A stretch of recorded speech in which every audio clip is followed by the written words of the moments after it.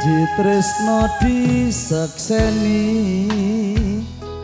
lintang-lintang ing tengah ing wengi ati kang nandang asmara Gusti kula manggihna usada rembulan ing wayah wengi nambahi kesing ati iki bepu janatine ngendi duh wong manis kang tak anti-anti bergantian, tiganya biar kena ya. Selamat dan bahagia untuk kedua mempelai hari ini spesial kembar ya.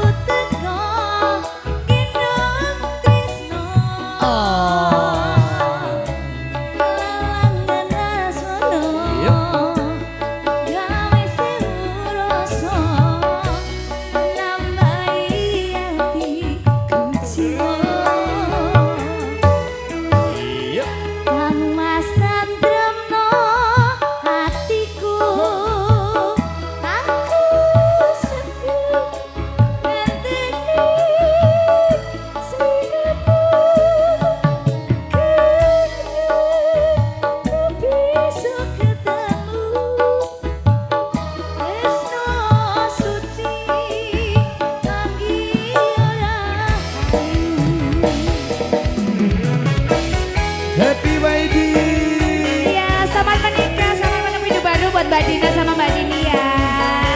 Seia sekata bahagia selamanya. Amin. Jangan sampai salah pasangan ya.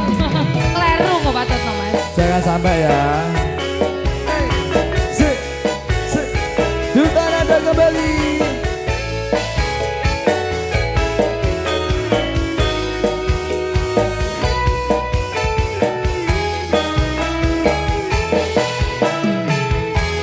Janji tresno disakseni lintang-lintang ing tengah ing wengi ati kang nandang asmara ati kula manggiya usada rembulan ing wayah wengi nambahi kesing ati iki bepu janatine ngendi duh wong manis kang tak anti-anti Karera Production Jodananya mantane kembar desane ya kembar wong bagus aja sira nelongso aku teko gendong tresno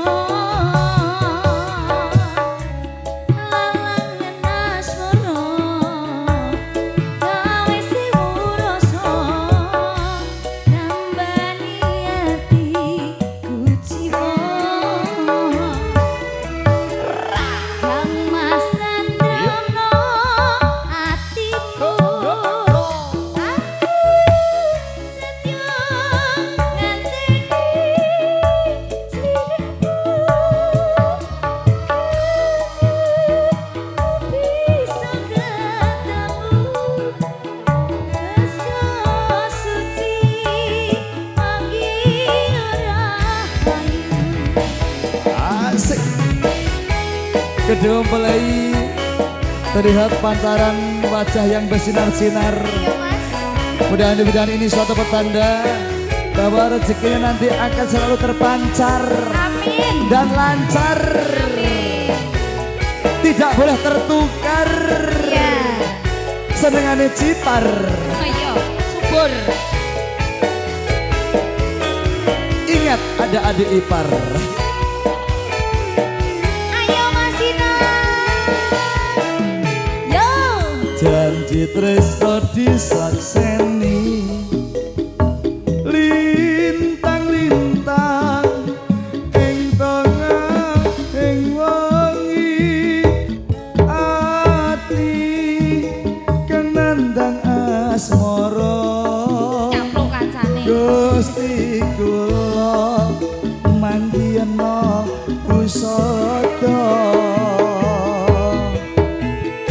rembulan ing wayah wengi nambahi kesing ati iki pepu janati ning endi duh wong manis kang tak anti-anti.